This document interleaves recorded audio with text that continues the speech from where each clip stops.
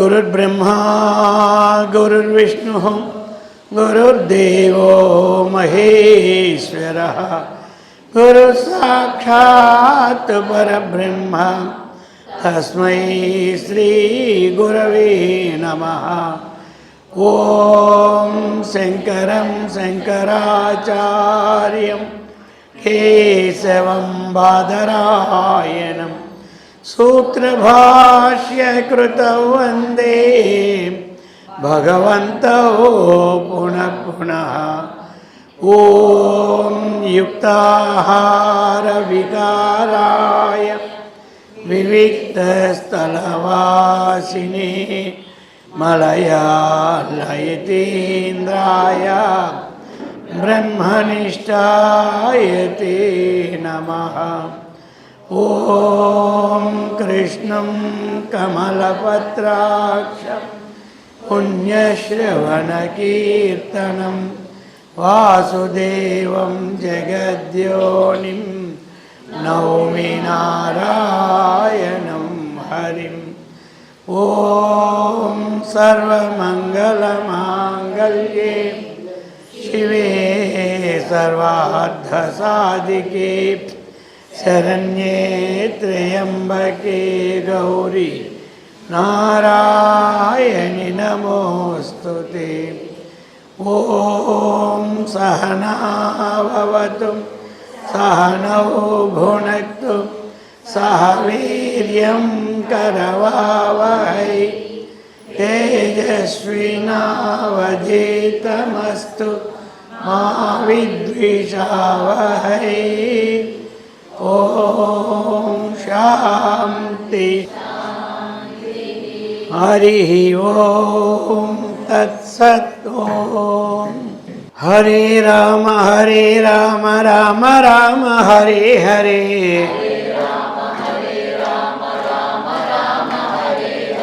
हरे कृष्ण कृष्ण कृष्ण हरे हरे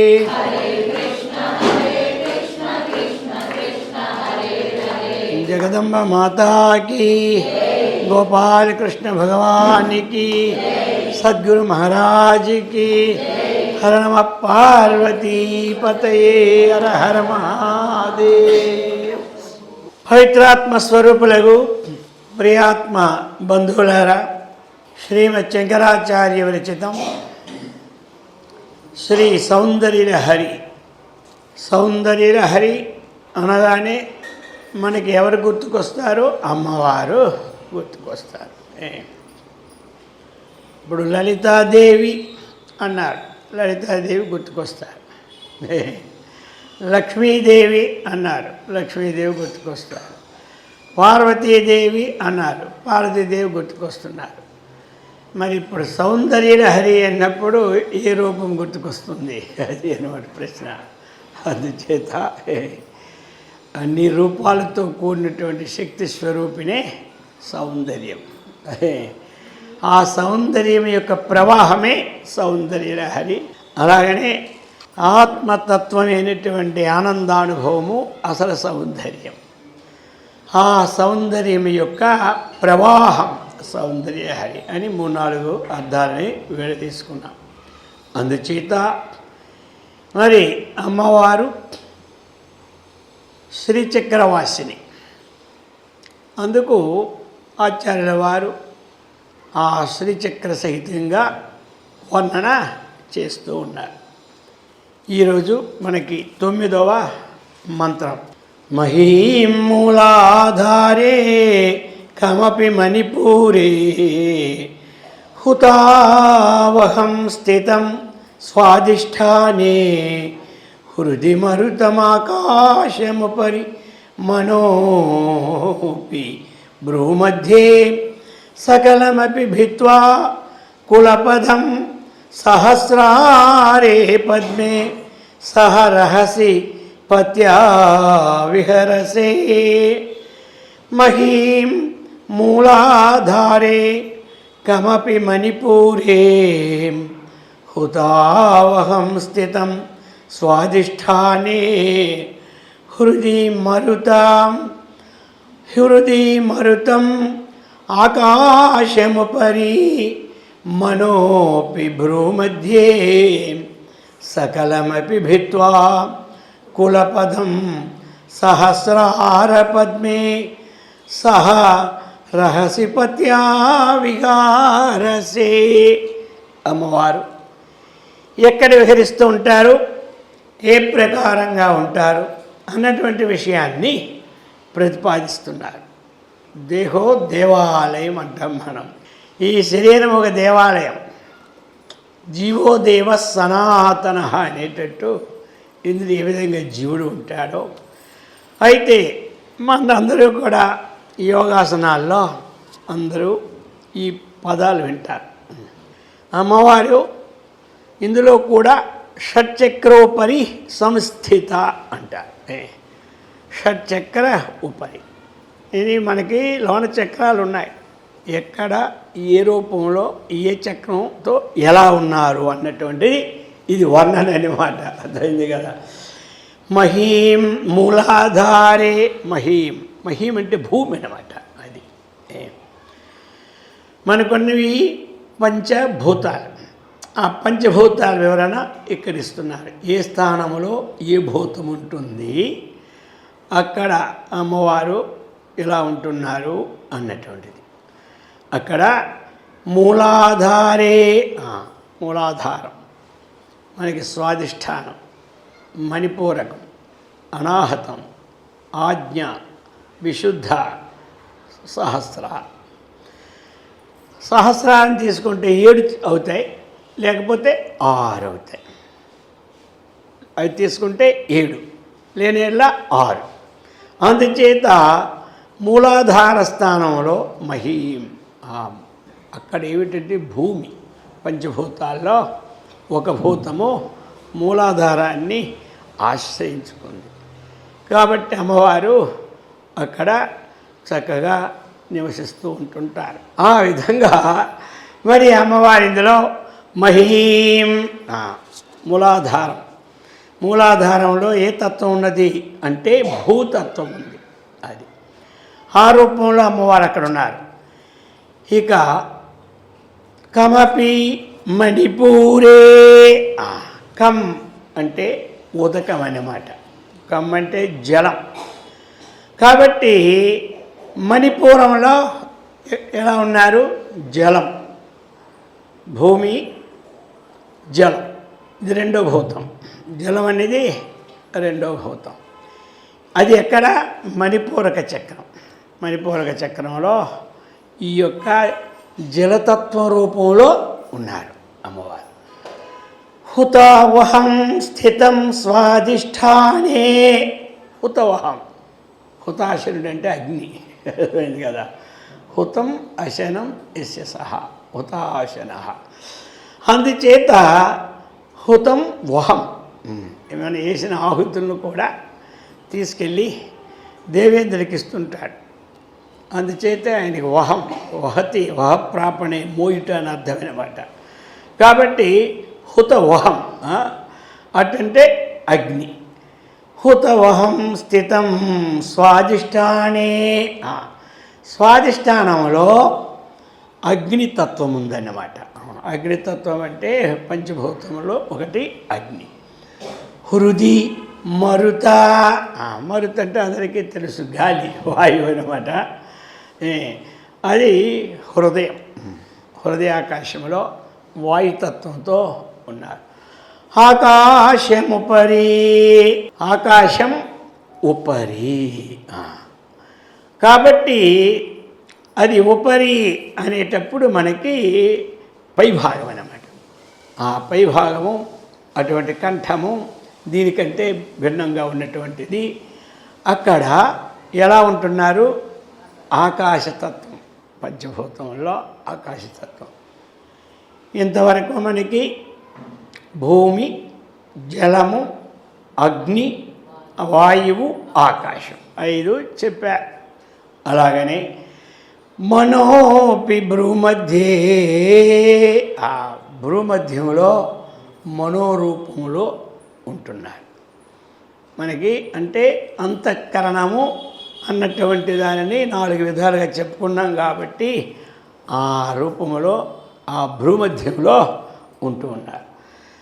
ఇక ఇప్పుడు ఈ స్థానాలు మరి ఎక్కడ ఏమున్నాయి? ఇలాగా అది ఈ మూలాధారం ఏంటి? గుదస్థానం అన్నమాట.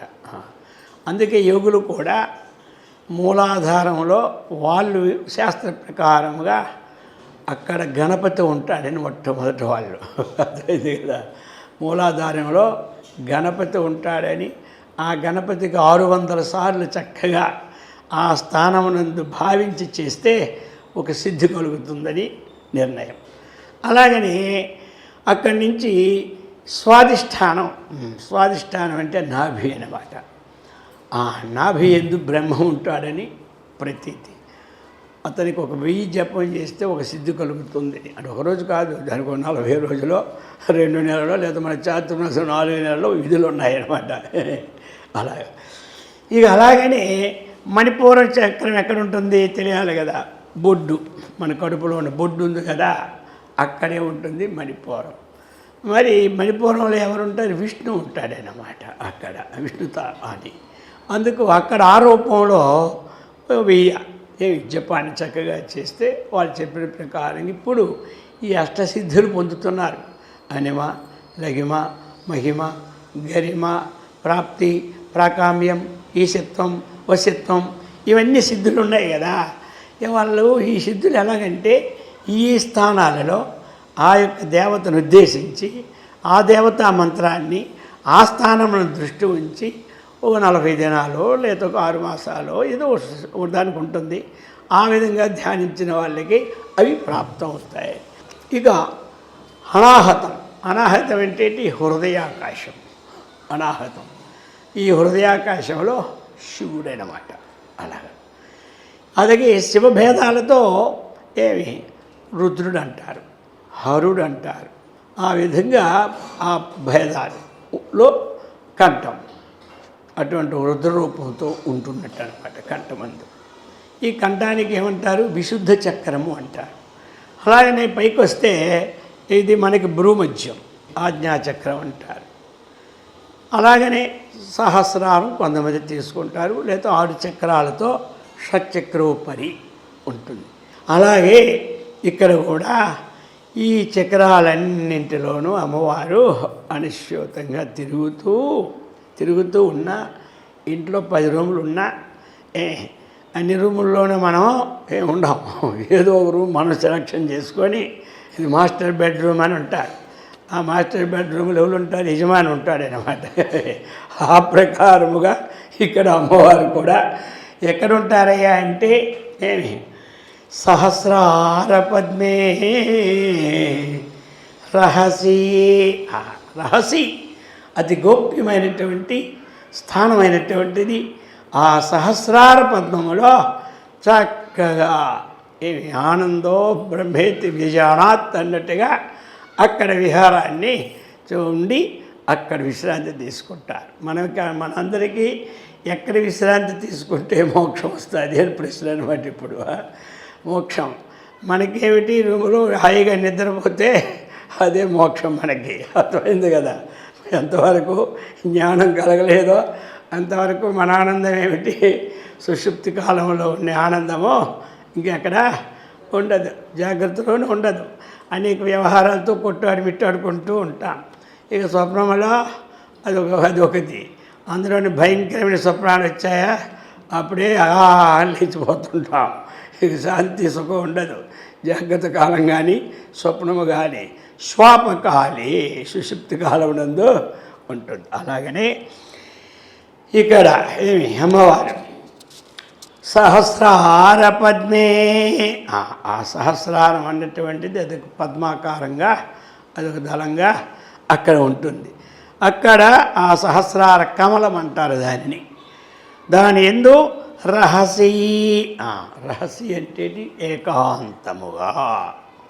ఏకాంతముగా ఉంటే అప్పుడు ఏమవుతుంది, మనం కూడా ఈ విధంగా చక్కగా విచారణ చేసి ఈ సాధన చతుష్టే సంపత్తిని చక్కగా కలిగిన తరువాత ఆ జ్ఞానమైనటువంటి స్థితిని పొందడానికి ఏది అయితే పరమార్థమైన స్వరూపం ఉన్నదో ఆ స్వరూపమునందు మనకు ఉంటే మనకి కలుగుతుంది, హాయి కలుగుతుంది. అలాగనే మరి అమ్మవారు అక్కడ ఉంటున్నారు అంటే అక్కడ ఎందుకు ఉంటున్నారు, అక్కడ ఇవన్నిటిని దాటడం, ఇవన్నిటి ఒకదాన్నొకటి దాటాలి. మనము కూడా ఏమి దాటాలి, ఈ పంచభూతాలను దాటాలి, ఆ మనస్సును కూడా దాటాలి. అందుకని అక్కడ మనసి భ్రూమధ్యే అని పెట్టారు. కాబట్టి ఈ పంచభూతాలలోని ఎంతవరకైతే మనము ప్రీతి కలిగి ఉంటామో అంతవరకు మనకేమిటి ఆనందం పరిపూర్తిగా దొరకదు. పంచభూతాలన్నీ ఏం చేస్తాయి, అవన్నీ కూడా పరిణామం అవుతూ ఉంటాయి. ఆ పంచభూతాల పరిణామం వల్లనే మనకి యొక్క ఆధ్యాత్మిక దుఃఖాలు కానీ ఆది భౌతిక దుఃఖాలు కానీ ఆదిదైవిక దుఃఖాలకు కానీ గురి అయిపోతూ ఉన్నాం. వీటి నుంచి దాటాలి అంటే ఈ పంచభూతాత్మకమైన శరీరమే నేను అనుకున్నవాడు ఈనాడు దాటలేడు. అర్థమైంది కదా. ఆయన ఈనాడు ఆనందాన్ని పొందలేడు. ఎందుకు పొందలేడు అంటే అక్కడ సుఖం అల్పం బహుక్లేశం, ఇది గుర్తుపెట్టుకోవాలి. ఎందుకు పొందలేడు అంటే పోనీ పంచభూతాలకి అతీతమైన భ్రూమధ్యమైనది ఏమైనా మనకు కలుగుతుంది అంటే అది ఇంతవరకు పంచభూత ధర్మాలు ఇప్పుడు అంతఃకరణ ధర్మాలతో విలసిల్లడమే భ్రూమధ్యమందు. ఇక అంతఃకరణ ధర్మాలు అవి శాంతినిస్తాయా, అది ఎప్పుడు సముద్రంలో పడబాలని వస్తుందో అర్థం అవదు, ఎప్పుడు అలకల్లోనే వస్తుందో అర్థం కాదు. అందుచేత దానిని కూడా దాటి ఎందుకు ఇది ఇచ్చారు, నేను చెప్పుకున్న లాస్ట్లో చిదానందల హరి. కాబట్టి చిదేవ ఆనంద చిదానంద, చిదానందస్య ప్రవాహ చిదానందలహరి. అందుచేత అటువంటి స్వరూపాన్ని చక్కగా మనకి తెలియడానికే ఇదంతా చెప్తూ ఉన్నారు ఈ రూపంలో మనకి. ఇందులోనే మరి మనం ఇక ఇదంతా లలితా శాస్త్రం చదువుతున్నాం. మరి చదివేటప్పుడు అందులో కూడా ఏం చెప్పారు, విశుద్ధి చక్ర నిలయ రక్తవర్ణ త్రిలోచన చెప్పారా. ఆ విశుద్ధి చక్రంలో ఎలా ఉంటారు అంటే రక్తవర్ణంగా ఉంటారనేది ప్రతీది మనకి ఇచ్చారు. అనాహతాబ్జ నిలయ అని చెప్పుకొచ్చారు. అంటే అనాహతమనే పద్మములో ఉన్నట్టుగా. అలాగనే మణిపూరాజ్య నిలయ, మణిపూరాజ్యం అంటే మణిపూరం అనే పద్మంలో ఉన్నట్టుగా. స్వాదిష్టానాంబు జగత చతుర్వక్త్ర మనోహర. కాబట్టి స్వాదిష్టానంలో చతుర్వక్త్రం అంటే 4 ముఖాలు కలిగినటువంటి బ్రహ్మదేవుడిని చెప్పుకున్నాం కదా, దానికి సంబంధంగానే ఇదంతా సెట్టింగ్ అన్నమాట. అలాగనే మూలాధారాంబుజారూఢ, అలాగనే సహస్రదళ పద్మస్థ సర్వవర్ణోప శోభిత. అందుచేత ఇవి ఒకదానికంటే ఒకటి అధిగమించాలి. ఎక్కడ విహారం చేస్తారు అమ్మవారు అంటే సహస్రారంలో అది రహస్యస్థితం. రహస్యం అంటే అక్కడ పంచభూతాల యొక్క తాకిడి ఏమీ ఉండదు. పైకి వెళ్ళిపోయిన కొలది ఈ ధూళి దుకాణం ఉండదు. అర్థమైంది కదా. ఎంతవరకు ధూళి దుకాణం కొంతవరకే. అక్కడికి వెళ్తే అంతే ఆకాశం నిర్మలం అన్నట్టు ఆ ప్రదేశం అంతా నిర్మలం.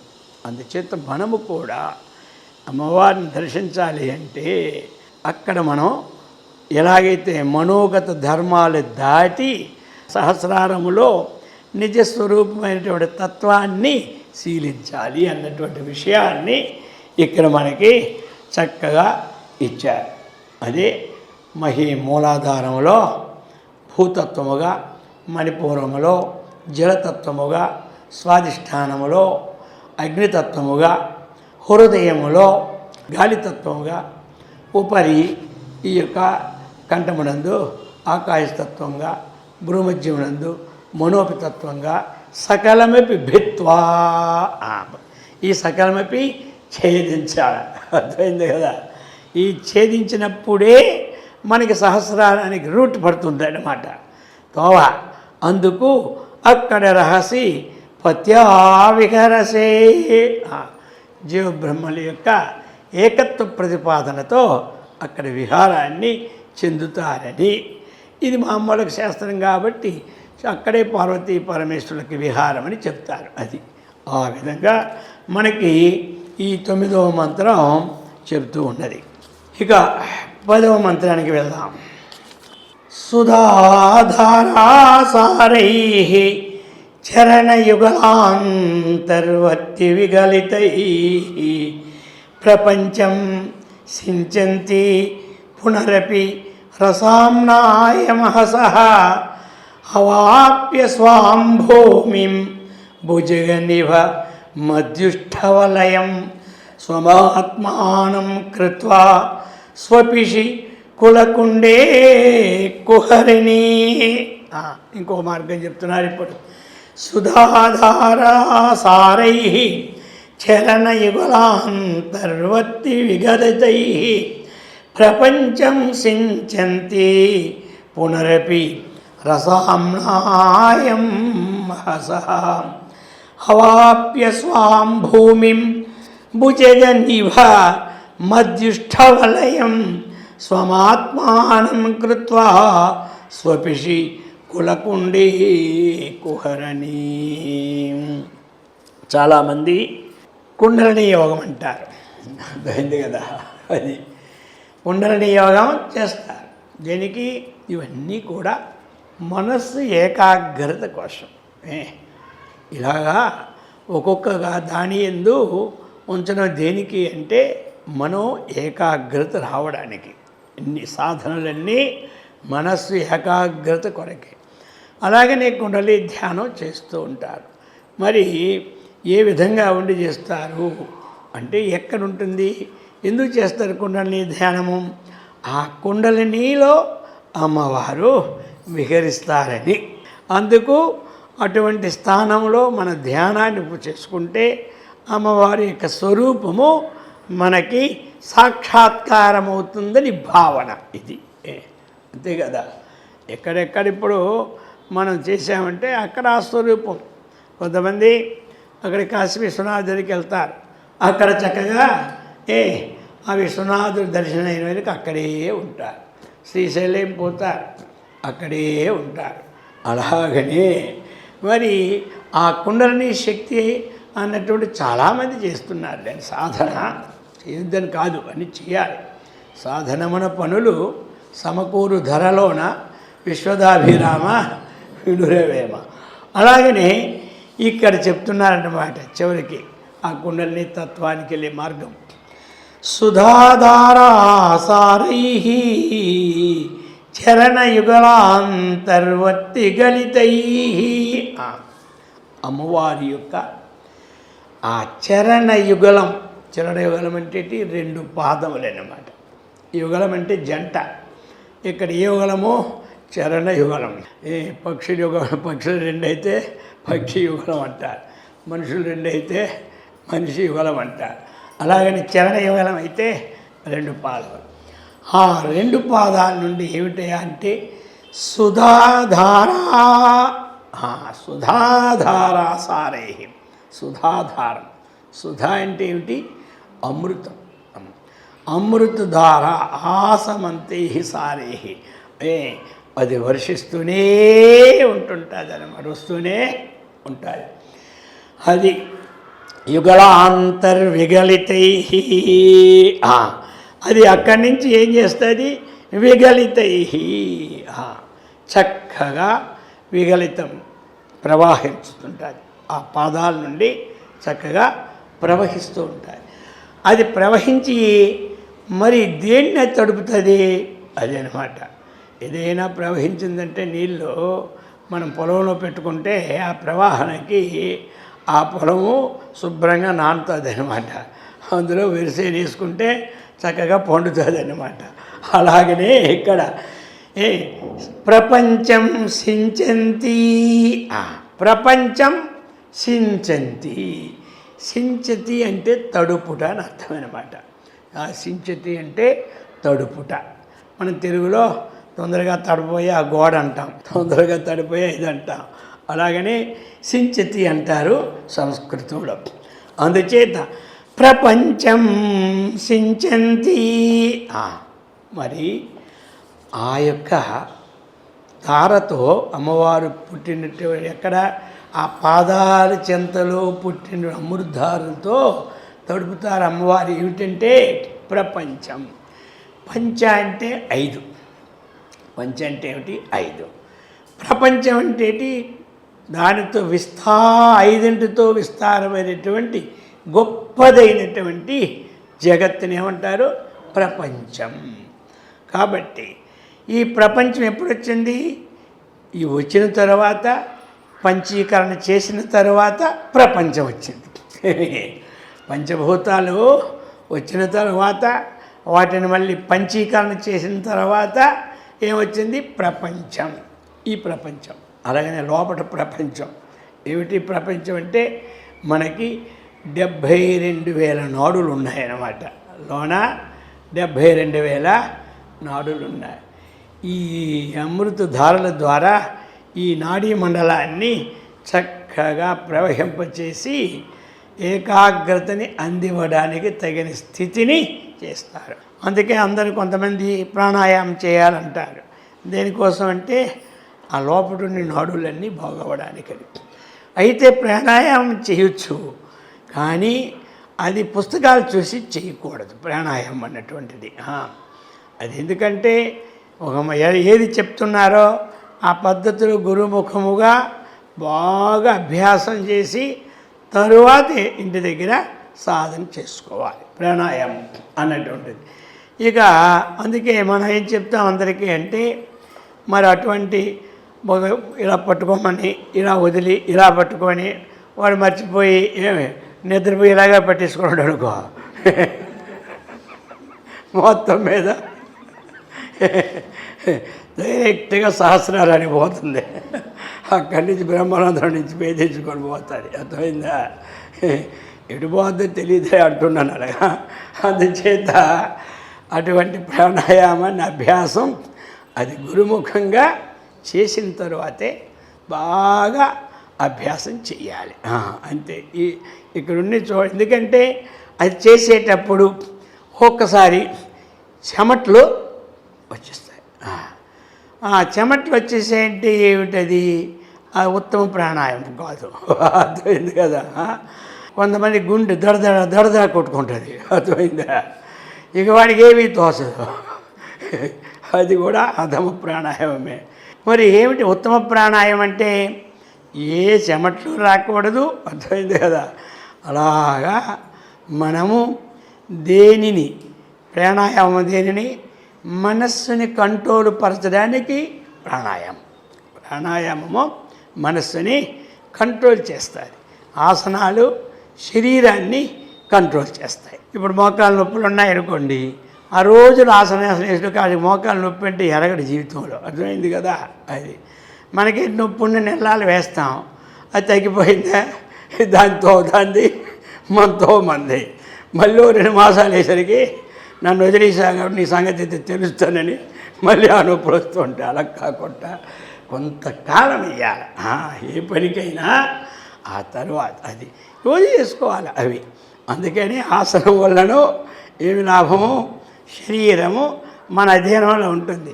ప్రాణాయామం వల్లనో మనస్సు అధీనంలోకి వస్తుంది. అది తర్వాత విషయ చిత్త వృత్తి తర్వాత సంగతి. అర్థమైంది కదా? ఒకదానికొకటి ఏమిటి ఇంకా అన్నది కావాలి కదా. ఇప్పుడు ప్రాణాయామం చేస్తుంటాం మనం. అది అందుకే దీనికి నాడీ శుద్ధి అని పేరు పెట్టారు. ఎలాగా? సుఖ ప్రాణాయామానికి. ఇదేవి మనకి బాధ ఉండదు. ఎడముక్కలో గాలి పీల్చుకోవడం బాగా, కుడి ముక్కలో వదిలేయడం. మళ్ళీ కుడి ముక్కులో బాగా గాలి పీల్చుకోవడం, ఎడమ ముక్కులో వదిలేయడం. ఏ ఊపిరి మీకు అక్కర్లే, ఎంతవరకు గాలి పీల్చుకోవాలో అంతవరకు పీల్చుకోండి. ఎప్పుడు మీరు పీల్చుకుని అంటే పక్కన వదిలేయడమే. ఊపిరి ఉంటుందా పోతుందా అనే భావం మనకు అవసరంలే. ఈ పక్క పీల్చుకోవడం, ఆ పక్క వదలాలి, ఆ పక్క పీల్చుకొని. ఎందుకంటే ఎడమ పక్క ముందు చెబుతారు. ఎందుకంటే ఎడానాడి పింగళా నాడి రెండు ఉంటాయి. పింగళా నాడి అగ్నిస్వరూపం, వేడి అన్నమాట. ఎడానాడి చంద్రస్వరూపం, చల్లని అన్నమాట. అర్థమైంది కదా. చంద్రుడు ఎప్పుడైనా వేడుకుంటాడా? చంద్రుడిని చూసినాడు కాలిపోతుంది వాళ్ళు అంటాడు ఎవడండు. సూర్యుని చూస్తేనే కాలిపోతుంది అంటారు. అర్థమైంది కదా. అందుచేత మొట్టమొదట చల్లనైనటువంటితో తీసుకుంటే అంతా చల్లబడుతుంది అని ముందు ఎడమ ముక్కులోను గాలి తీసి కుడి ముక్కులో వదలాలి. వదిలిన వెంటనే కుడి ముక్కులో పీల్చుకొని ఎడమ ముక్కులో వదలాలి. ఇది ఒక్కసారి ఎడమలో పీల్చి కుడిలో వదిలి, కుడిలో పీల్చి ఎడమలో ఒక్కసారి, ఇలాగ 3 సార్లు చేసుకోవాలి. అర్థమైంది కదా. ఇలా చేసుకుంటే ఏమి లాభం మనకి? చక్కగా నాడీ మండలం అంతా ఏమి అమ్మవారు అమృతం సించినప్పుడు ఏ విధంగా ప్రశాంత వాతావరణం అవుతుందో అది అవుతుంది. అందుకు ప్రపంచం ఈ 72,000 నాడుల్ని ఒక ప్రపంచంగా తీసుకున్నారన్నమాట.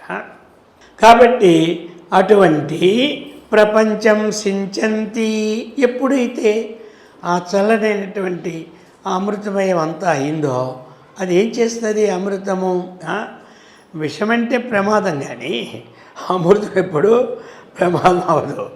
అమృతం ఎప్పుడు ఆనందాన్ని ఇస్తుంది, ఆకలి పుట్టించదు.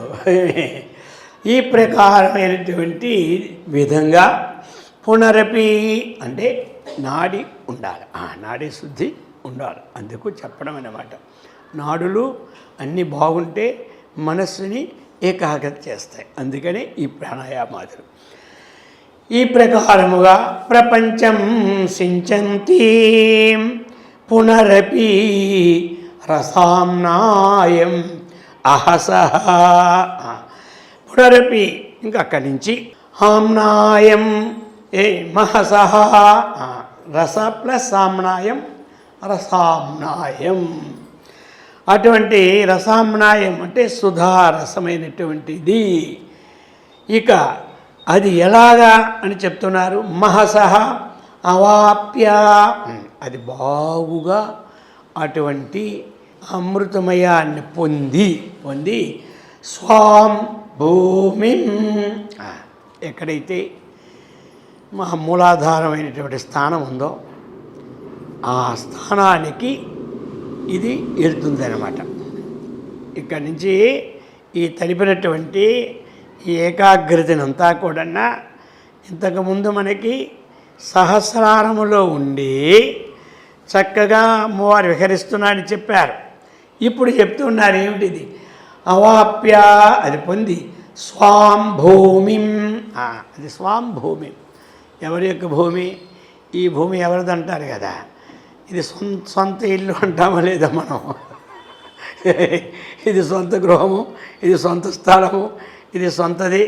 అందుచేది ఇక్కడ స్వాం భూమి, తనకు సంబంధమైనటువంటి భూమి మూలాధారే భుజగ నిభ మధ్యస్థ వలయం. అది ఎలాగ అక్కడ ఉంటున్నది, ఏ ఆకారంలో ఉంటున్నది అంటే భుజగ నిభమధ్యుష్ట వలయం. భుజగం అంటే పాము, అర్థమైంది కదా. ఆ పాము అలాగా వలయాకారంగా ఉండి విశ్రాంతి తీసుకుంటాడు. అందుచేత అక్కడేమిటి? భుజగ నిభమధ్యుష్ట వలయం. అది చక్కనైనటువంటి ఆ వలయాకారంగా అంటే కుండలాకారం అన్నమాట. కుండలాకారముగా అక్కడ చక్కనైనటువంటి స్థితిలో స్వం ఆత్మానం కృత్వా, అమ్మవారు అక్కడ ఎలా ఉంటారు? స్వం ఆత్మానం.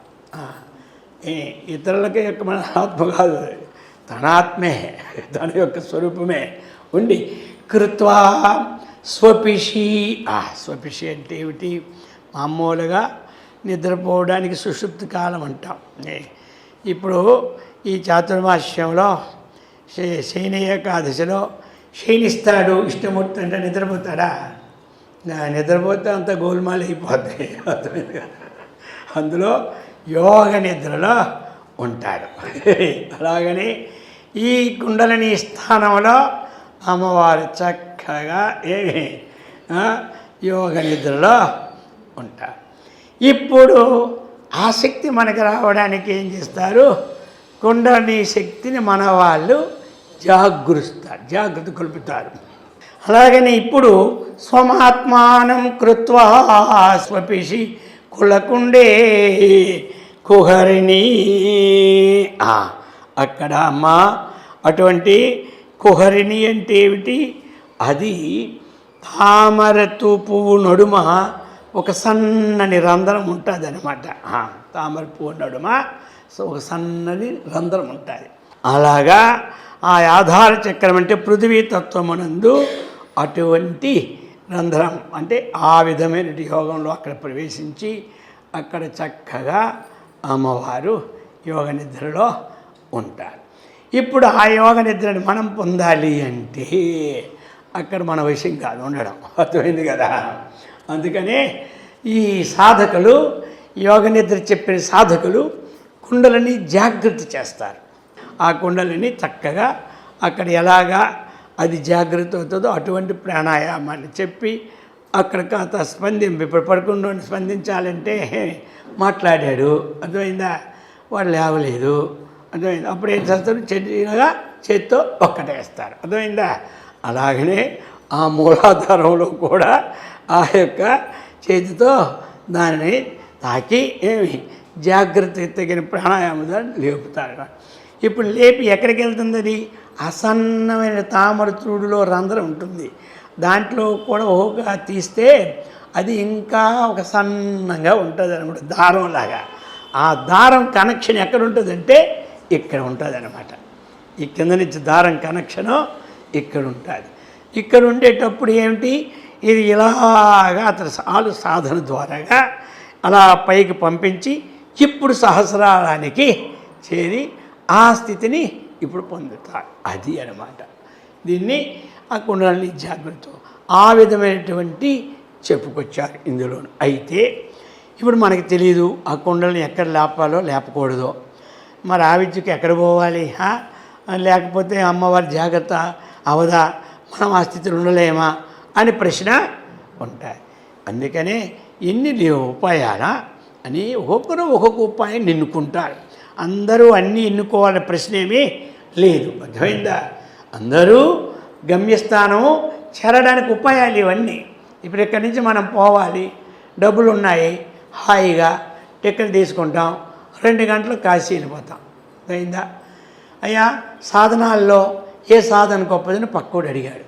ఏం గొప్పదంటే బ్రహ్మాండ ఫ్లైట్లో పో అంటాడు. వాడు ఏమిటంటే రోజుల్లో పని చేసుకుంటే వాడికి వచ్చి 200. వాడు ఈయనకి అడిగాడు కాశీ హాయికి వెళ్ళాలంటే అడగాలని. ఇప్పుడు వీడు చెప్పాడు, ఇప్పుడు ఈ సాధన ఆయనకి కుడుతుందా? ఎక్కడ కుడుతుంది? వాడికి జన్మలోనే కష్టం, ఏమంటారా? అందుకని మరి కాశీ వెళ్ళక్కర్లేదా? వెళ్ళాలి, చెప్తాను పక్కవాడు. హాయిగా నువ్వు అది కూడా ట్రైన్ ఉంది, ఆ ట్రైన్కి పో. అలాగే ఇంకోటి అన్నాడు, మరి దానికి కూడా నాకు కష్టం అన్నాడు. నా భోజనం నాకు కష్టం, పని చేయి. ఎవరైనా సరే కాలినడక తెలియ వాళ్ళకి అన్నీ ఫ్రీ సప్లై ఉన్నాయి. ఎక్కడ? తోవల్లో. అక్కడ సత్రాలు ఉన్నాయి, భోజనాలు ఉన్నాయి, వస్త్రాలు ఉన్నాయి, అన్నీ ఉంటాయి. నీవు వెళ్ళకపో అంటాడు. వాడు అలా పోతాడు, ఈ సత్రంకి వెళ్తాడు, అక్కడ ఆ రోజు ఉంటాడు, ఆ సత్రంకి వెళ్తాడు, అక్కడ మధ్యలో చేస్తాడు. ఎందుకు చెప్పడం అంటే సాధన ఒకే సాధన కాదు, సాధనాలు భిన్నమైన సాధ్యం ఒక్కటే. పోనీ ప్లేట్లో వెళ్ళాడు కదా, 20,000 ఖర్చు పెట్టుకుని ఏసీ రూమ్ తీసుకున్నాడు కదంటే, పోనీ ఆ విశ్వనాథుడు ద్వారం దాటి వస్తాడా? ప్రధానమంత్రి పోయినా ఆయన దగ్గరికే పోవాలి, రాష్ట్రపతి పోయినా ఆయన దగ్గర. అయితే ఏంటంటే కొంచెం స్పెషల్ దర్శనం అంతే తేడా. ఏమంటాం? మనం అంతా వెంకటేశ్వర దగ్గరికి వెళ్తున్నాం, ఎవడైనా గర్భగుడిలోకి వెళ్ళిస్తాడా? వాడు 100 కోట్లు ఏమి ఉండీలు వేసినా ఆ ద్వారం దగ్గరే ఉండాలి. లోనికి వెళ్ళడానికి ఎవడికి అధికారం లేదు. సరే వాళ్ళకి ఒక 5 నిమిషాలు ఉంచుతారు, మనకేమో పో రోజు చేస్తుంటారు. మనం కూడా ఏం చేస్తాం తెలుసా, ఆయన దగ్గరికి వెళ్ళి కూడా ఒకటిస్తాం మనం. నువ్వు ఎక్కడున్నావో తెలుసా వెంకటేశ్వర స్వామి, ఎంత దూరం పడిల్లి ఆయన వెళ్ళగానే కళ్ళు మోస్తాం. ఎందుకు ఆ కళ్ళు మూస్తే ఆ పక్కతన్న వాడు తోసి పారేస్తాడు. అయ్యో చూడలేదంట, నువ్వు చూడకపోతే ఎవడు బాధ, నా డ్యూటీ నాది, నీకెవడు కళ్ళు మూయమన్నాడు. కళ్ళు ఎందుకు మోస్తాం మనం, ఆ భగవంతుడా నా హృదయంలో ఉన్నావు, అయినా నీ దగ్గరికి వచ్చానని చెప్పడానికి. అందుచేత కళ్ళు ఎవడు మూయకన్నా, వెళ్ళిన తర్వాత ఎంత డబ్బు కళ్ళు మూయడం ఎందుకు, అందుచేత ఎందుకు చెప్పడం అంటే ఈ సాధనలు ఏ సాధన పట్టుకున్నా వెళ్తాం. అలాగని ఒక గురువు గారు ఒక మంత్రం ఇచ్చారు, చక్కగా జపం చేసుకోమన్నారు, ధ్యానం చేస్తారు, అర్థమైందా? దాన్ని చక్కగా మనం అనుష్ఠానం చేస్తూ ఉంటుంటే, ఈ ఆత్మవిచారణ చేస్తుంటే మనం అక్కడికే పోతాం. ఈ ప్రకారముగా ఈ విషయాన్ని చక్కగా మనకి అందజేశారు ఈ యొక్క 10వ మంత్రంలో. ఇప్పుడు 11వ మంత్రం. చతుర్భిః శ్రీకంఠైః శివయువతిభిః పంచభిరపి ప్రవిన్నాభిః శంభోర్నవభిరపి మూల ప్రకృతిభిః చతుశ్చత్వార్వింశద్వసుదళ కళాశ్ర త్రివలయా త్రిరేకాభిः సార్ధం తవ చరణకోణా పరిణతా చతుర్భిః శ్రీకంఠైః శివయువతిభిః పంచభిరపి ప్రభిన్నాభిః శంభోర్నవభిः అపి మూల ప్రకృతిభిః చతుశ్చత్వార్వింశతు వసుదళ కళాశ్రత్రివలయ త్రిరేకాభిः సార్ధం తవ చరణ కోణా పరిణత. ఇక్కడ ఈ శ్రీచక్రంలో ఉన్నటువంటి నవార్ణముల యొక్క వర్ణన చేశారు అమ్మవారు. శ్రీచక్ర మధ్యములో ఈ నవార్ణములు అంటే 9 ఆవరణాలతో ఉన్నటువంటి దేవతా బృందములతో ఉంటారు, అది వర్ణన. ఈ మంత్రంలో ఆ వర్ణన అన్నమాట. ఈ శ్రీచక్రానికి మనం రోజు కూడా చదువుతాం ఏమి, దేవీ ఖడ్గమాల స్తోత్రం. ఆ దేవీ ఖడ్గమాల స్తోత్రములో ఉన్నటువంటి ఎన్ని మంత్రాలు అయితే ఉన్నాయో, మంత్రం అంటే మిత్రేశమయి, షష్ఠీశమయి, ఉడ్డీశమయి, చర్యానాథమయి, లోపాముద్రామయి, అగస్త్యమయి, కాలతాపనమయి, ధర్మాచార్యమయి, ముక్తకేశి, ఇలా ఉన్నాయి కదా. ఇవి ఇంచుమించు 180, 183 అక్కడ ఉంటాయి. అవన్నీ కూడా ఈ 9 ఆవరణాలని ఆశ్రయించుకుంటాయి. అందుకనే ఖడ్గమాలతో శ్రీచక్రానికి పూజ చేయాలని చెప్పడం. అలాగా ఆ విధంగా మరి ఈ శ్రీచక్రంలో ఉన్నటువంటి విషయాలని చతుర్భిః శ్రీకంఠైః, అక్కడ చతుష్కోణం అన్నమాట. ఆ చతుష్కోణములో శ్రీకంఠ అని చెప్పుకొచ్చారు. మరి శ్రీకంఠ, శ్రీ అంటే అందరికీ తెలుసు లక్ష్మి అని, అర్థమైంది కదా. శ్రీ అంటే కాంతి అని, శ్రీ అంటే శోభ అని, శ్రీ అంటే ఐశ్వర్యం అని, శ్రీ అంటే సంపదని, ఇవన్నీ తెలుసు అందరికీ. అయితే ఇక్కడ శ్రీహి శృణాతి హినస్తి శ్రీహి, ఆ శ్రీ శబ్దంలో శ్రీ అనేది శృణాతి హినస్తి శ్రీహి. శ్రీహి అక్కడ విషార్థంలో కూడా ఉందన్నమాట శ్రీ శబ్దం. విషం కంఠే యస్య అసౌ శ్రీకంఠ, శ్రీకంఠుడు. అలాగే గరళకంఠుడు అంటారు. గరళకంఠుడు విజికొల్టు శ్రీకంఠుడు. కానీ శ్రీ శబ్దానికి ఎవరు విషార్థం గ్రహించడం తక్కువ అంటారు. శ్రీ అనేసరికల్లా లక్ష్మీదేవి అది ఉంది. కానీ ఎక్కడ ఏమిటంటే శ్రీకంఠ, యస్యాసౌ శ్రీకంఠ చతుర్భిః శ్రీకంఠైః. శ్రీకంఠుడే.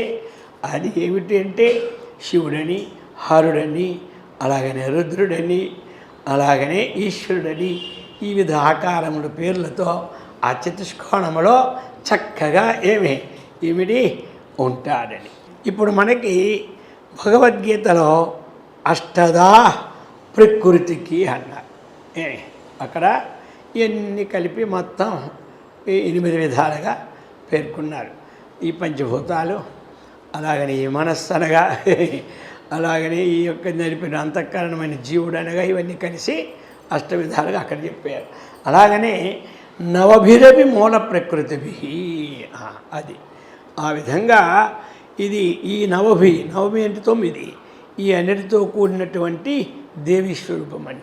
అందుకనే ఇక్కడ మనకేటి ఆ ఊర్ధ్వకోణం అన్నటువంటి బిందువును ఒకటి ఉంటుంది అన్నమాట. ఆ పైన ఉండి ఆ బిందువులోని ఏమి నివసిస్తున్నది, ఎలాగైతే ఈ ఊర్ధ్వంలో అమ్మవారు చక్కగా ఇవన్నిటినీ దాటి అక్కడ విహరించి హాయిగా ఉన్నారో, హాయిగా ఉండడం మన కోసం చెప్పడం హాయిగా ఉండమని, ఆ ప్రకారముగా ఇప్పుడు అక్కడ కూడా చెప్తారు. అష్టదలో పరివేష్టితలింగం అంటారు.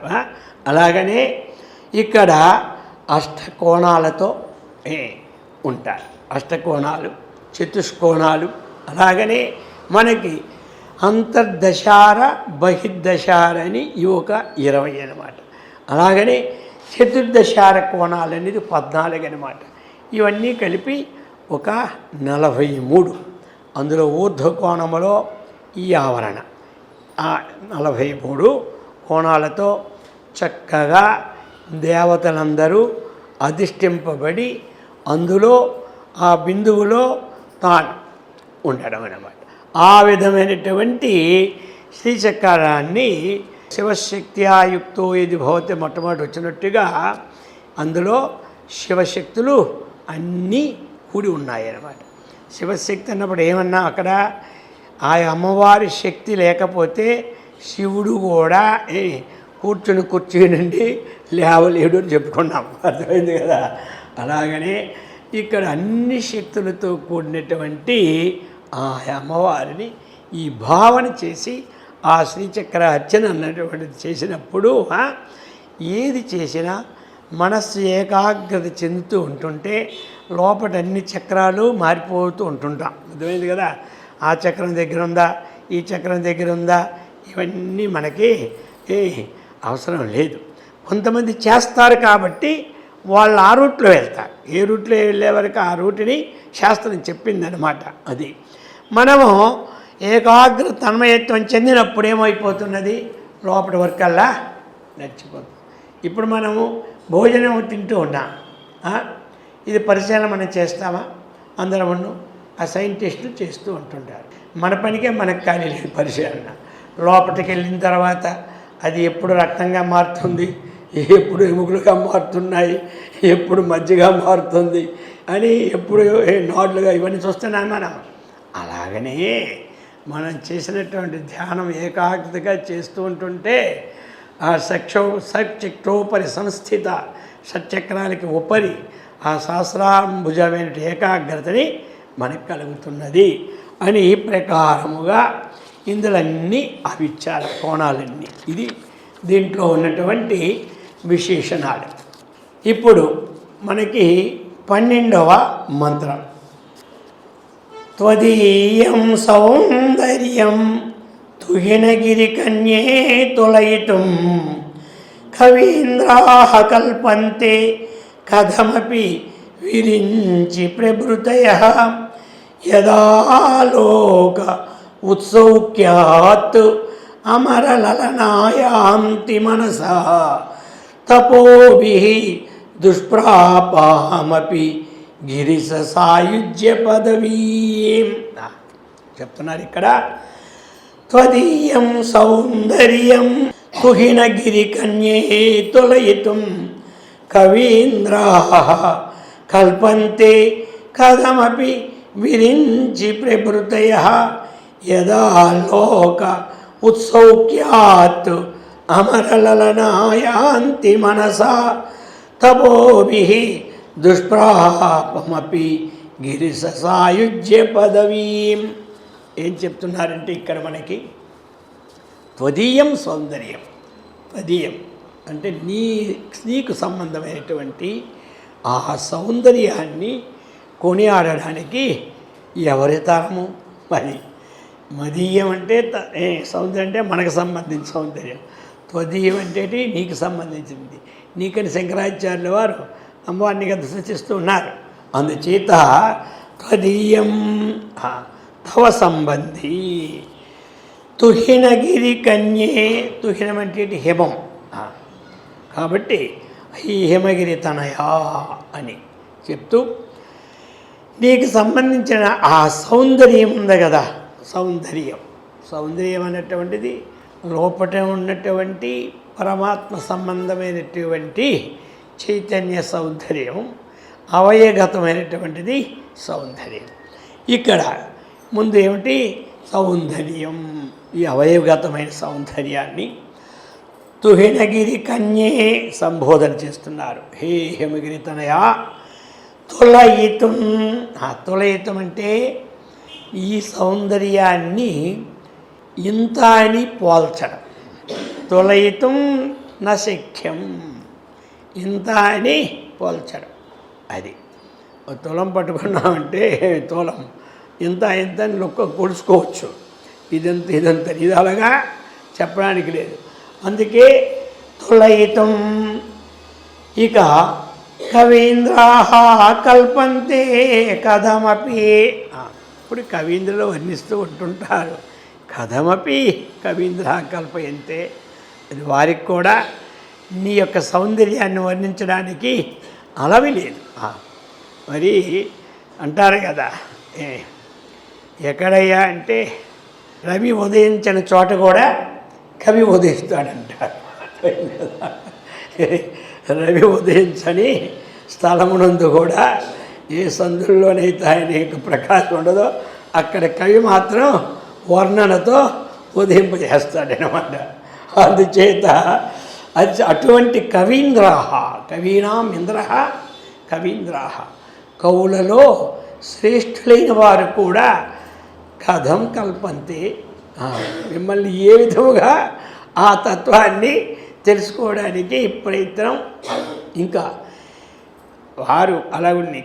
విరించి ప్రభృతయ అనేది సంస్కృత పదం, మొదలగువారు అనేది తెలుగు పదం. ఏమంటారు? విరించి సంచిన్వన్ విరచేతి లోకా నవికలం మొట్టమొదటి వచ్చింది మనక. అందుచేత ఇందులోనే విరించి అంటే ఏమిటి? బ్రహ్మదేవుడు. విరించి అంటే బ్రహ్మదేవుడు. ప్రభృతి అంటే బ్రహ్మ కానీ, విష్ణు కానీ, ఈశ్వరుడు కానీ, ఇంద్రుడు కానీ, చంద్రుడు కానీ, ప్రభృతి అంటే మొత్తం దేవతా బృందం కానీ మొదలగు వారందరినీ మనము తీసుకోవాలి. కవి ఇటువంటి వారందరూ కవీంద్రాః విరించి ప్రభృతయః కథం కల్ప్యంతే. నీ రూపకల్పన ఎవరు చేయగలరు? యదా లోక ఉత్సౌక్యాత్ అమరలలనాయాంతి మనసా. అమరలలన అంటే ఏమిటి? దేవతా స్త్రీలను ఏమంటారంటే అమర లలన అంటారు. అటువంటి వాళ్ళు కూడా నీ యొక్క రూపాన్ని సమకట్టడానికి కానీ వర్ణించడానికి కానీ అసమర్థులే. అంటే కథం ఎట్లు చేస్తారు అంటే చేయలేకపోతే అసమర్థులని మనం చెప్పుకోవాలి కదా. అది ఇంకా కొంతమంది తపోభిః దుష్ప్రాపామపి గిరిశ సాయుజ్య పదవీం. ఉగ్రమైన తపస్సులు చేస్తారు కొంతమంది. వారు ఘోరమైన పంచాగ్ని తపస్సులు చేస్తారు. 4 పంటల్లో 4 పక్కల 4 హోమకుండాలు పెట్టి ఆ మధ్యలో సూర్యుడు 5 కుండం అన్నమాట. ఇది పంచాగ్ని. అందులో కూర్చొని తప్పింపజేసుకుంటారన్నమాట శరీరాన్ని. అటువంటి తప్పింపజేసుకున్నంత మాత్రంలో అమ్మవారి యొక్క ఆ స్వరూపాన్ని చెప్పడానికి కూడా అసలు. అలాగని కొంచెం కష్టమైన తపస్సులు ఏమిటి? ఇంతకుముందు కూడా మనం చెప్పుకున్నాం, కృచ్ఛ్రము చంద్రాయనం. అర్థమైందే. ఇలాంటి తపస్సులు చేసిన వారు కూడా కథమపి మరి ఎట్లా అమ్మవారిది మనకి ప్రాప్తమవుతుంది అమ్మవారిని.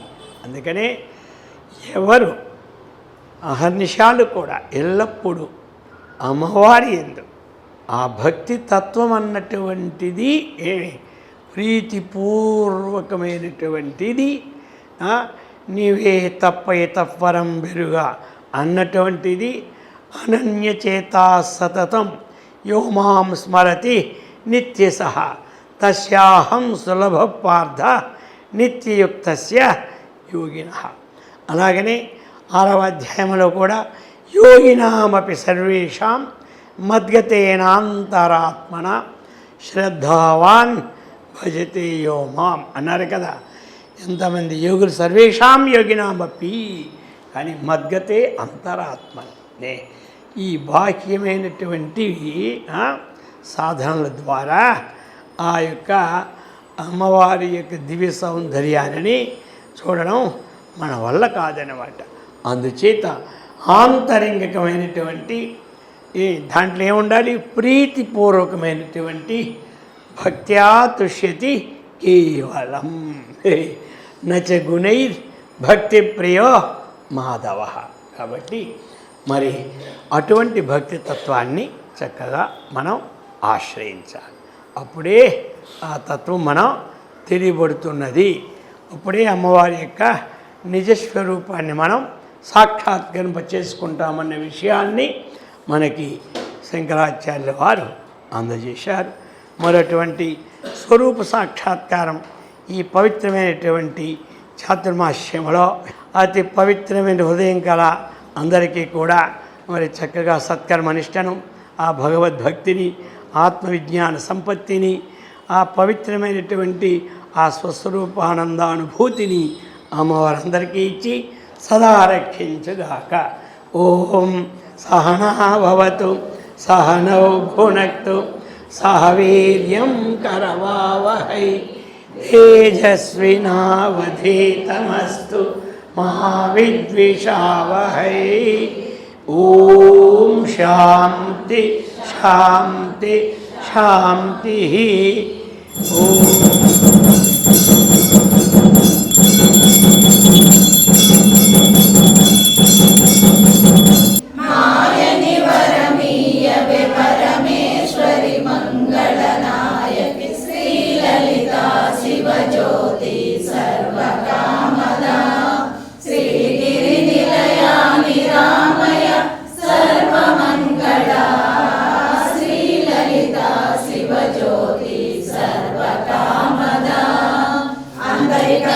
చక్కని తల్లికి సూర్యహారం